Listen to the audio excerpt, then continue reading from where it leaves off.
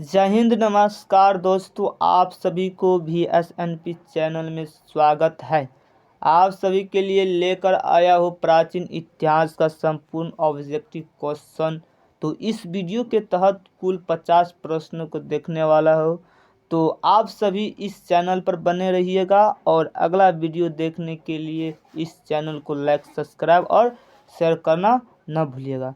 तो चलते हैं दोस्तों प्रश्न की ओर, जिसमें पहला प्रश्न है। देखते हैं, पहला प्रश्न है,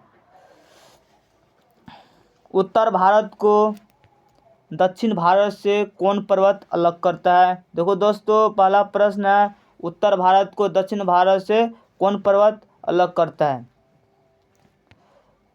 इसमें सही उत्तर होगा सी का सही उत्तर होगा दोस्तों विंध्य पर्वत। विंध्य पर्वत जो है जो उत्तर भारत को दक्षिण भारत से अलग करता है। चलो दोस्तों, प्रश्न 2 को देखते हैं। प्रश्न 2 का कह रहा है, चावल का प्राचीन प्रमाण कहाँ से मिले हैं। चावल का प्राचीन प्रमाण कहाँ से मिले हैं। ए का दिया हुआ है कौल्डी हवा, बी का है ब्रह्मगिरी, सी का है मेहरगढ़ और डी का है इनमें से सभी। तो दोस्तों, चावल का प्राचीन प्रमाण कहाँ से मिले हैं, तो इसका सही उत्तर होगा सी का सही उत्तर होगा मेहरगढ़। तो दोस्तों, प्रश्न 3 का देखते हैं। प्रश्न 3 का कह रहा है, प्राचीन वस्तुओं का निर्धारण किस पद्धति द्वारा किया जाता है। प्राचीन वस्तुओं का निर्धारण किस पद्धति द्वारा किया जाता है। तो दोस्तों, ए का दिया हुआ है पोटेशियम आर्गन विधि द्वारा, बी का दिया हुआ है कार्बन 14 विधि द्वारा, सी का दिया हुआ है बेरोग्राफी विधि द्वारा और डी का दिया हुआ है इनमें से कोई नहीं। तो दोस्तों, तो इसका सही उत्तर होगा बी का सही उत्तर होगा कार्बन 14 विधि द्वारा प्राचीन वस्तुओं का निर्धारण किया जाता है। तो अगर दोस्तों, प्रश्न 4 को देखता है। प्रश्न 4 को कह रहा है, आरंभिक मानव का वस्त्र कहाँ से मिलते थे। जिसमें ए का दिया हुआ है जानवरों की खाल से, बी का दिया हुआ है पेड़ की पत्तियों से, सी का दिया हुआ है दोनों और डी का दिया हुआ है इनमें से कोई नहीं। तो दोस्तों, इसका सही उत्तर होगा सी सही उत्तर होगा। तो जानवरों की खाल से और पेड़ों की पत्तियों से आरंभिक मानव जो वस्त्र का उपयोग करते थे। तो दोस्तों, प्रश्न 5 को देखते हैं। प्रश्न 5 में दिया हुआ है, आरंभिक मानव अपना यात्रा किस प्रकार करते थे। तो दोस्तों, जिसमें ए का दिया हुआ है घुड़सवार से, बी का दिया हुआ है पैदल, सी का दिया हुआ है वाहनों से, तो और डी का दिया हुआ है इनमें से सभी। तो दोस्तों, प्रश्न 5 का सही उत्तर क्या होगा बी का सही उत्तर होगा पैदल। आरंभिक मानव जो था जो अपना यात्रा कहीं भी जाते थे जो पैदल ही जाते थे। तो अगला क्वेश्चन देखता है। अगला प्रश्न 6 का है। तो अगला प्रश्न 6 में कह रहा है, आरंभिक मानव किस औजार का उपयोग पैर काटने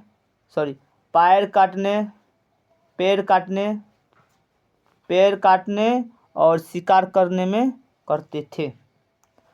जिसमें ए का उत्तर है पत्थर औजार से, बी का दिया हुआ है लकड़ी की औजार से, सी का दिया हुआ है दोनों, डी का दिया हुआ है इनमें से कोई नहीं। तो दोस्तों, इसका सही उत्तर क्या होगा। इसका सही उत्तर होगा सी का सही उत्तर होगा दोनों।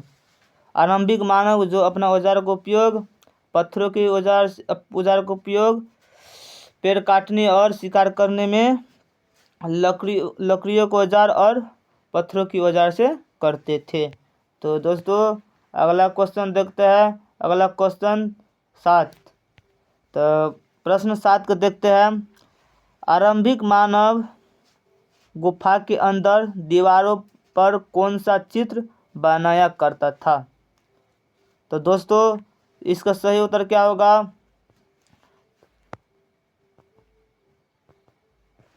तो इसका सही उत्तर होगा, इसमें पहला दिया हुआ, एक दिया हुआ काला चित्र, रंगीन चित्र, सी का दिया हुआ है दोनों, और डी का दिया हुआ है कोई नहीं। तो इसका सही उत्तर होगा बी का सही उत्तर होगा रंगीन चित्र। आरंभिक मानव गुफा के अंदर दीवार पर रंगीन रंगीन चित्र बनाया करता था। तो चलते हैं अगला क्वेश्चन। अगला क्वेश्चन प्रश्न 8 का है। प्रश्न 8 का हम देख रहे हैं, पेशरा बिहार के कौन जिले में स्थित है? तो ए का है दरभंगा जिला, बी का है मुंगेर जिला, और सी का है पटना, डी का है मधुबनी। तो बताओ दोस्तों, पेशरा बिहार के कौन जिले में स्थित है? तो इसका सही उत्तर होगा बी का सही उत्तर होगा मुंगेर में। पेशरा बिहार के कौन से जिले में स्थित है? मुंगेर जिले में स्थित है। तो बताओ, तो चलते हैं अगला प्रश्न की ओर। प्रश्न 9 में कह रहे हैं, तो पेशरा क्या था? पेशरा क्या था? पेशरा क्या था? तब जिसमें एक दिया हुआ है आवास और निर्माण स्थल, बी का दिया हुआ है गुफा, सी का दिया हुआ है औजार, डी का दिया हुआ है कोई नहीं। तो बताओ दोस्तों, इसका सही उत्तर होगा, इसका सही उत्तर होगा ए का आवास और निर्माण स्थल। पेशरा क्या था? आवास और निर्माण स्थल। तो दोस्तों प्रश्न 10 को देखेंगे। प्रश्न 10 को कह रहे हैं, आरंभिक काल किस काल के नाम से जाना जाता है? आरंभिक काल किस काल के नाम से जाना जाता है? तो दोस्तों इसका सही उत्तर होगा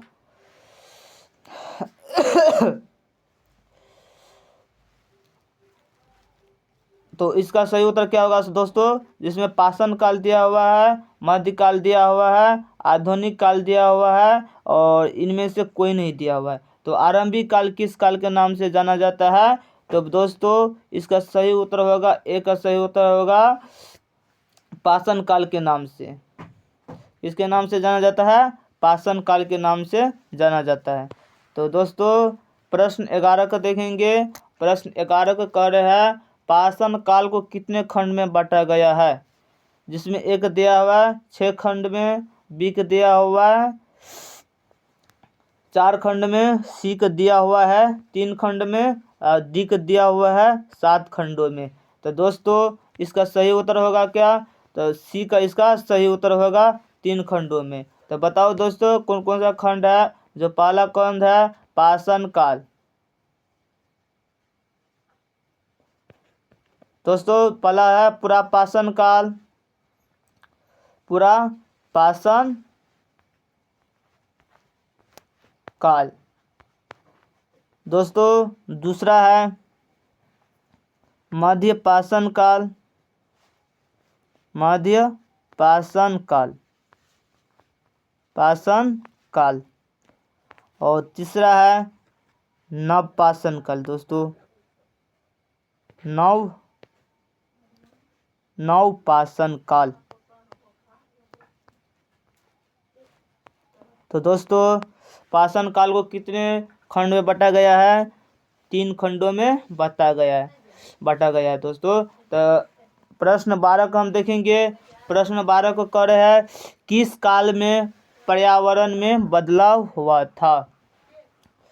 किस काल में पर्यावरण में बदलाव आया था या हुआ था? तो दोस्तों एक दिया हुआ है नव पाषाण काल में, बी का दिया हुआ है मध्य पाषाण काल में, सी का दिया हुआ है पूरा पाषाण काल में। तो दोस्तों इसका सही उत्तर होगा, ए का सही उत्तर होगा नव पाषाण काल में जो पर्यावरण में बदलाव आया था। तो दोस्तों प्रश्न 13 को देखेंगे। प्रश्न 13 का कह रहे हैं, पाषाण काल का अंतिम चरण कौन सा है? पाषाण काल का अंतिम चरण कौन सा है? तो दोस्तों जिसमें एक दिया हुआ है मध्य पाषाण काल, तो दोस्तों बी का दिया हुआ है नव पाषाण काल, तो दोस्तों सी का दिया हुआ है पूरा पाषाण काल, केवल ए और सी, डी का दिया हुआ है। तो दोस्तों पाषाण काल का अंतिम चरण कौन सा है, कौन है?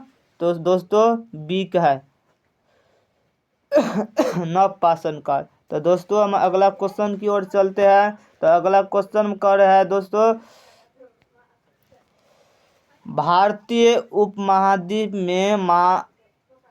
में आरंभिक मानव के निशान किस राज्य से मिले हैं? तो दोस्तों तो इसका सही उत्तर होगा डी का, इसका सही उत्तर होगा मध्य प्रदेश से। कहाँ से मिला हुआ है? मिला हुआ है मध्य प्रदेश से।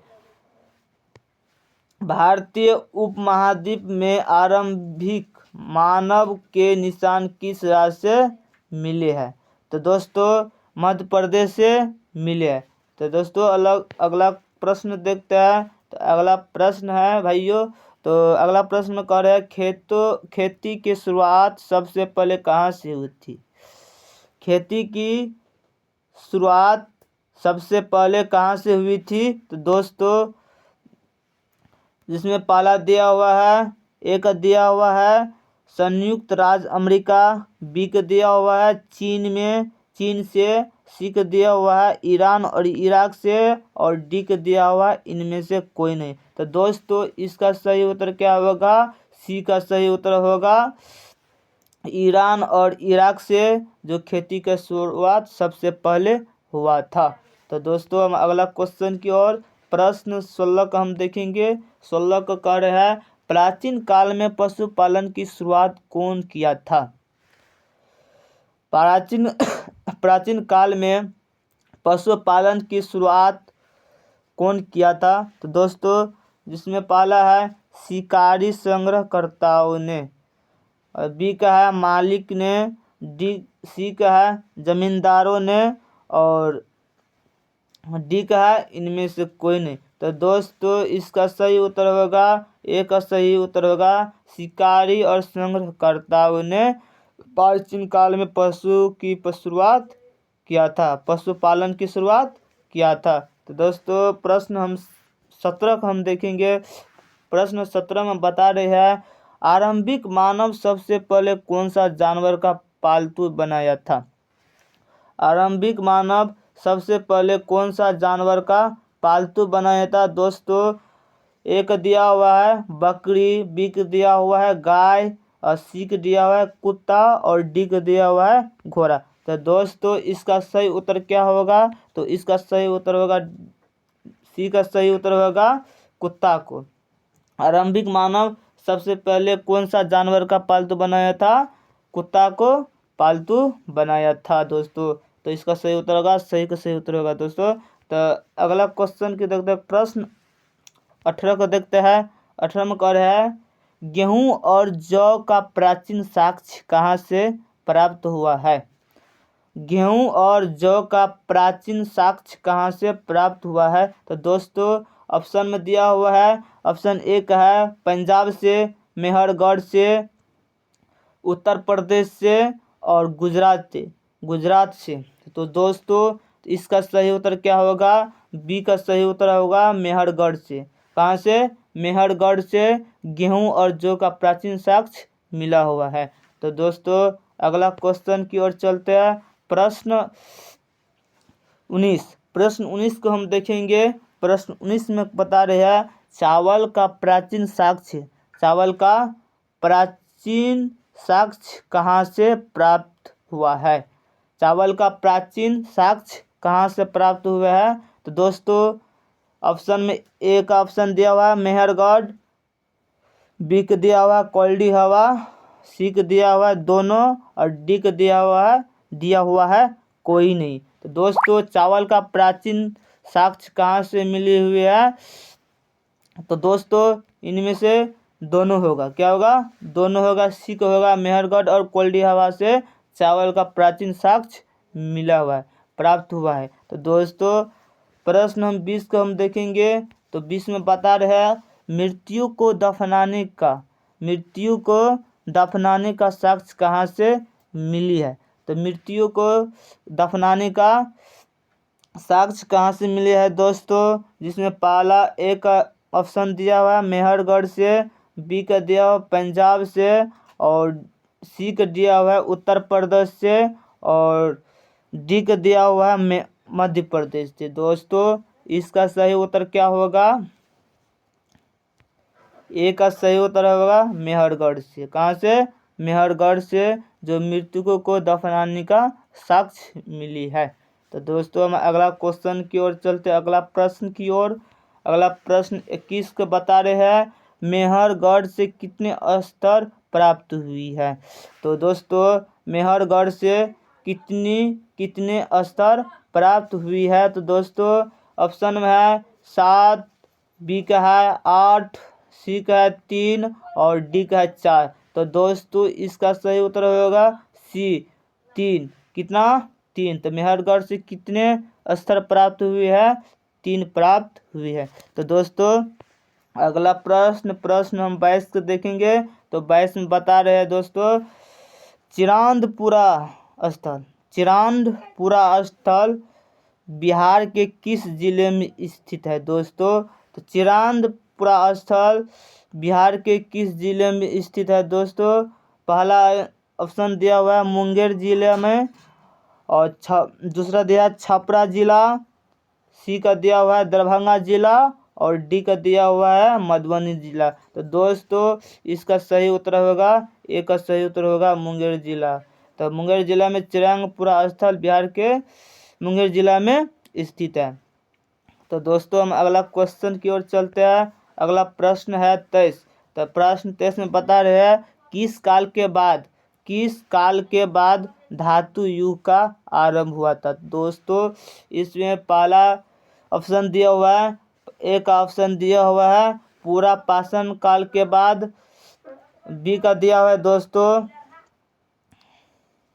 मध्य पाषाण काल के बाद, तो सी का दिया हुआ है दोस्तों नव पाषाण काल, तो डी का दिया हुआ है दोस्तों इनमें से सही। तो दोस्तों इसका सही उत्तर क्या होगा? सी का सही उत्तर होगा। तो किस काल के बाद धातु युग का आरंभ हुआ था? नव पाषाण काल के बाद। तो दोस्तों अगले प्रश्न 24 है दोस्तों। प्रश्न 24 में बता रहे हैं किस काल में मानव धातु का इस्तेमाल करना जान चुका था? तो दोस्तों इसका सही उत्तर होगा, तो इसमें ऑप्शन में है दोस्तों तो नव पाषाण काल, बी का है पूरा पाषाण काल, सी का है मध्य पाषाण काल, डी का है सभी। तो दोस्तों किस काल में मानव धातु का इस्तेमाल करना जान चुका? तो दोस्तों इसका सही उत्तर होगा, ए का सही उत्तर होगा नव पाषाण काल में। नव पाषाण काल में मानव जो धातु का इस्तेमाल करना संपूर्ण रूप से जान चुके थे। तो दोस्तों अगला प्रश्न 25 को कह रहे हैं मेसोपोटामिया की सभ्यता कहाँ स्थित है?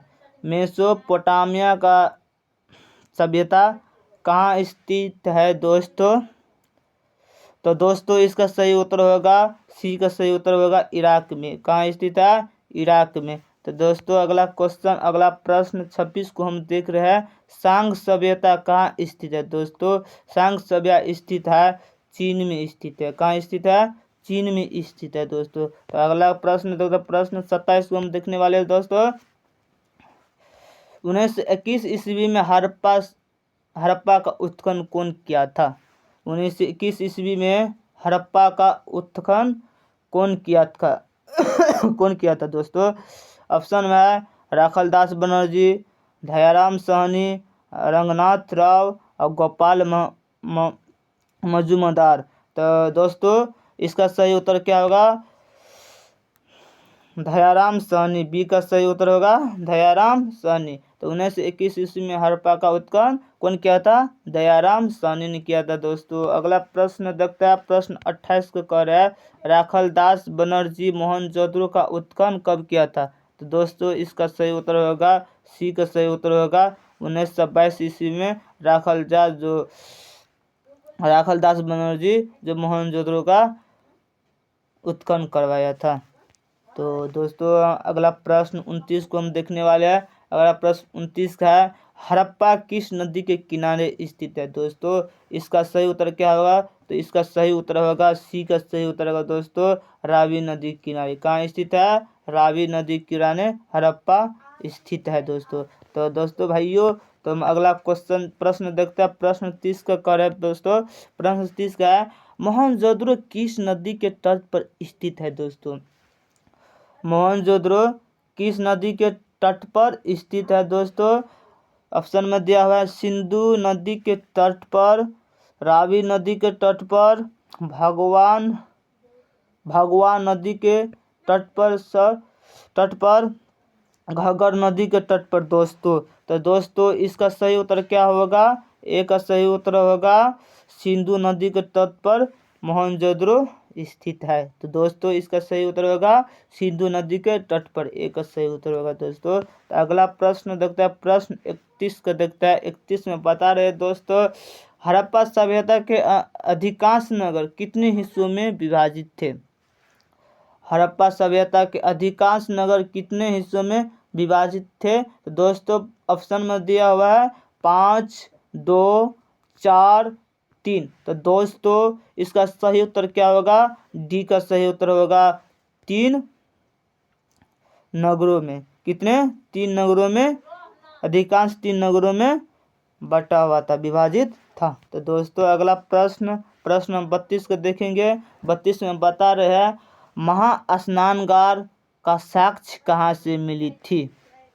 तो दोस्तों इसका सही उत्तर होगा दोस्तों ऑप्शन में है दोस्तों हड़प्पा से, कालीबंगा से, मोहनजोदड़ो से, लोथल से। तो दोस्तों इसका सही उत्तर होगा महास्नानगार का साक्ष्य कहाँ से मिले हैं? तो सी का सही उत्तर होगा मोहनजोदड़ो से। कहाँ से?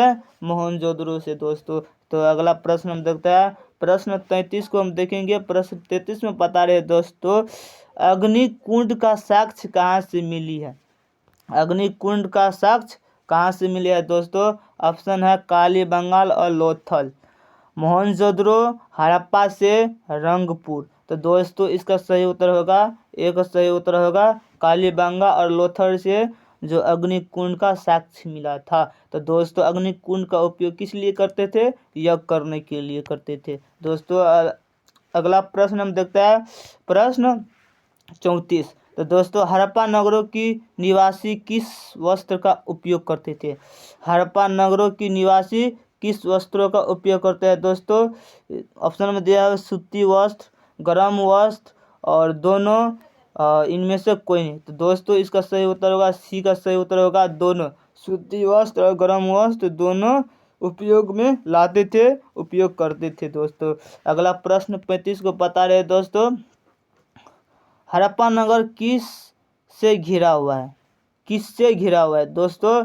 हड़प्पा नगर किससे घिरा हुआ है? तो ऑप्शन में है शेरों से, नगरों से, गाँव से और डी का दिया है बी और सी दोनों। तो दोस्तों इसका सही उत्तर होगा डी, जो नगरों और गाँव से दोनों से घिरा हुआ है दोस्तों। तो अगला क्वेश्चन की ओर चलते हैं, अगला प्रश्न की ओर चलते हैं दोस्तों। प्रश्न 36 है, हड़प्पा वासी किसकी पूजा करती थी? दोस्तों हड़प्पा वासी किसकी पूजा करती है दोस्तों? तो ऑप्शन में दिया हुआ है दोस्तों वृक्ष, पशु दोनों, केवल ए। तो दोस्तों इसका सही उत्तर होगा सी का सही उत्तर होगा दोनों। वृक्ष और पशु को क्या करता है? पूजा करती थी। क्या करते थे? पूजा करते थे। तो दोस्तों अगला प्रश्न 37 का है, गोलाबीरा कहाँ स्थित है? दोस्तों गोलाबीरा कहाँ स्थित है? इसका सही उत्तर होगा दोस्तों एक सही उत्तर होगा गुजरात के उत्तर पश्चिम क्षेत्र में गोलाबीरा स्थित है। गुजरात के उत्तर पश्चिम क्षेत्र में गोलाबीरा स्थित है दोस्तों। तो इसका सही उत्तर ए होगा। तो प्रश्न 38 को हम देखते हैं। प्रश्न 38 में बता रहे दोस्तों, हड़प्पा सभ्यता का अंत कब से होने लगा? दोस्तों हड़प्पा सभ्यता का अंत कब से होने लगा दोस्तों? तो लगभग 1700 ईसा पूर्व से। कब होने लगे? लगभग 1700 ईसा पूर्व। ए का करेक्ट आंसर, सही आंसर होगा दोस्तों लगभग 1700 ईसा पूर्व से हड़प्पा सभ्यता का अंत होने लगा था। तो दोस्तों अगला प्रश्न और प्रश्न 39 को हम देखेंगे दोस्तों। प्रश्न 39 में बता रहे हैं, किस शहर से बंदरगाह का अवशेष मिले हैं दोस्तों? किस शहर से बंदरगाह का अवशेष मिले हैं दोस्तों? दोस्तों इसका सही उत्तर होगा सी का सही उत्तर होगा कालीबंगा से। कहाँ से? कालीबंगा से मिली है। तो दोस्तों प्रश्न हम 40 के देखने वाले दोस्तों, तो इसमें बता रहे हैं हड़प्पा सभ्यता को सबसे पहले खोज कब किया गया था। हड़प्पा सभ्यता को सबसे पहले खोज कब किया गया था दोस्तों? तो इस ऑप्शन में दिया हुआ है 1829 ईस्वी में 1960 ईस्वी में, 1921 ईस्वी में, 1922 ईस्वी में। दोस्तों सबसे पहले हड़प्पा सभ्यता का खोज 1829 ईस्वी में चार्ल्स मेसन के द्वारा किया गया था दोस्तों। इसका सही उत्तर होगा 1829 ईस्वी में दोस्तों। चलिए दोस्तों अगला प्रश्न की ओर चलते हैं। तो अगला प्रश्न 41 का कह रहे हैं वेदों की कुल संख्या कितनी है। तो वेदों की कुल संख्या कितनी है दोस्तों? तो आप सभी बता सकते हैं वेदों की कुल 4 संख्या है दोस्तों। ऋग्वेद, सामवेद, यजुर्वेद और यजुर्वेद और अथर्ववेद। तो दोस्तों वेदों की कुल संख्या कितनी है? 4 है दोस्तों। तो हम अगला प्रश्न 42 को हम देखेंगे दोस्तों। प्रश्न 42 में बता रहा है वैदिक साहित्य को कितने श्रेणी में विभक्त किया गया है। वैदिक साहित्य को कितने श्रेणी में विभक्त किया गया है दोस्तों? वैदिक साहित्य को कितने श्रेणी में विभक्त किया गया है दोस्तों? पहला दिया हुआ है एक दिया ऑप्शन 2, 5, 4, 3। तो दोस्तों इसका सही उत्तर क्या होगा? एक का सही उत्तर होगा 2। तो 2 श्रेणी में बताया गया है। तो कैसे दोस्तों? तब तो पूर्व इतिहासी काल, पूर्व वैदिक साहित्य इतिहासी काल बता रहे हैं दोस्तों। तो दोस्तों और उत्तर वैदिक काल, पूर्व वैदिक काल और उत्तर वैदिक काल। दोस्तों हम अगला प्रश्न की ओर देखते हैं। प्रश्न 43 है दोस्तों। प्रश्न 43 में बता रहे दोस्तों पूर्व वैदिक साहित्य के अंतर्गत किस वेद को रखा जाता है। पूर्व साहित्य के अंतर्गत किस वेद को रखा जाता है दोस्तों? ऑप्शन में है दोस्तों यजुर्वेद, सामवेद, ऋग्वेद और अथर्ववेद। तो दोस्तों इसका सही उत्तर पता होगा सभी को दोस्तों। सही उत्तर होगा सही का सही उत्तर होगा तो सी का सही उत्तर होगा ऋग्वेद दोस्तों। तो दोस्तों अगला प्रश्न देखते हैं। प्रश्न 44 को हम देखने वाले दोस्तों। प्रश्न 44 में बता रहे दोस्तों उत्तर वैदिक साहित्य के अंतर्गत कितने वेद को शामिल किया गया है। उत्तर वैदिक साहित्य के अंतर्गत कितने वेद को शामिल किया गया है दोस्तों? उत्तर वैदिक साहित्य के अंतर्गत 3 वेदों की शामिल किया गया है। तो दोस्तों अगला प्रश्न देखते हैं। अगला प्रश्न है दोस्तों वेद की भाषा को क्या कहा जाता था। वेद की भाषा को क्या कहा जाता है दोस्तों?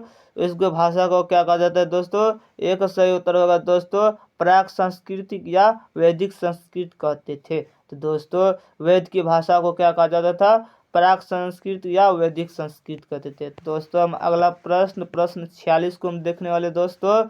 तो दोस्तों प्रश्न 46 को देखेंगे वेदों में प्रार्थना की रचना करने वाले लोग कभी कभी खुद को क्या कहते थे। तो वेदों में प्रार्थना करने वाले लोगों कभी कभी खुद को क्या कहते हैं दोस्तों? इसमें ऑप्शन में भगवान, आर्य, ईश्वर कोई नहीं दोस्तों। तो इसका सही उत्तर क्या होगा दोस्तों? बी का सही उत्तर होगा आर्य। जो वेदों में प्रार्थना करने वाले लोग खुद को अपने आप को क्या कहते थे? आर्य समझते थे दोस्तों। तो अगला प्रश्न 47 को हम देखने वाले हैं दोस्तों भाइयों। तो वेदों में सबसे बड़ा शत्रु किससे बताया गया है। तो वेदों में सबसे बड़ा शत्रु किससे बताया गया है दोस्तों? तो जिसमें पहला ऑप्शन है आर्य को, देवी, गुरु को कोई नहीं दोस्तों। इसका सही उत्तर क्या होगा दोस्तों? एक का सही उत्तर होगा दोस्तों आर्यों को। वेदों में सबसे बड़ा शत्रु किसे बताया गया दोस्तों? आर्यों को। तो इसको ध्यान में रखना है दोस्तों आर्यों को। तो दोस्तों अगला क्वेश्चन देखते हैं भाइयों। तो जो भाइयों इस वीडियो को देख रहे हैं दोस्तों इस वीडियो को देख रहे हैं तो आपसे प्रार्थना है दोस्तों तो इस चैनल को लाइक सब्सक्राइब और शेयर करना न भूलिएगा दोस्तों। तो दोस्तों अगला क्वेश्चन देखते हैं। अगला क्वेश्चन है, संस्कृत भाषा किस वर्ग का अंग है? संस्कृत भाषा किस वर्ग का अंग है दोस्तों? ऑप्शन दिया हुआ है, भारतीय भाषा का, उर्दू भाषा का, हिंदी भाषा का, और इनमें से कोई नहीं दोस्तों। तो इसका सही उत्तर क्या होगा? तो इसका सही उत्तर होगा, एक सही उत्तर होगा दोस्तों भारतीय भाषा का। संस्कृत भाषा किस भाषा का वर्ग है, वर्ग का अंग है? तो भारतीय भाषा का। तो दोस्तों अगला प्रश्न देखते हैं भाइयों। तो भाइयों प्रश्न, अगला प्रश्न 49 है, बता रहे दोस्तों, ऋग्वेद में आर्य निवास स्थल के लिए किस शब्द का प्रयोग क्या था? ऋग्वेद में आर्य निवास स्थल के लिए, आर्य कौन, आर्य निवास स्थल के लिए किस शब्द का प्रयोग करता था? तो दोस्तों इसका सही उत्तर होगा बी का सही उत्तर होगा दोस्तों। तो ऋग्वेद में आर्य निवास स्थल के लिए किस शब्द का प्रयोग किया करता था? तो दोस्तों सप्त सेंधाव का, सप्त सेंधाव शब्द का प्रयोग किया करता था। तो दोस्तों लास्ट प्रश्न है दोस्तों। तो प्रश्न 50 को करें दोस्तों, सप्त सेंधाव को आजकल किस नाम से जाने जाते हैं? सप्त सेंधाव को आजकल किस नाम से जाने जाते हैं दोस्तों? तो इसका सही उत्तर होगा दोस्तों पंजाब। क्या है दोस्तों? पंजाब के नाम से जाने जाता है। सब सेंधाव को आजकल किस नाम से जाना जाता है दोस्तों? सेंधाव पंजाब के नाम से जाना जाता है दोस्तों। ऑल द बेस्ट दोस्तों। जो भी भाइयों इस वीडियो को देख रहे हैं भाइयों, तो इस वीडियो को लाइक सब्सक्राइब और शेयर करना ना भूलिएगा दोस्तों। तो अगले वीडियो के लिए, हमारे चैनल बनने के लिए लाइक सब्सक्राइब जरूर कीजिएगा।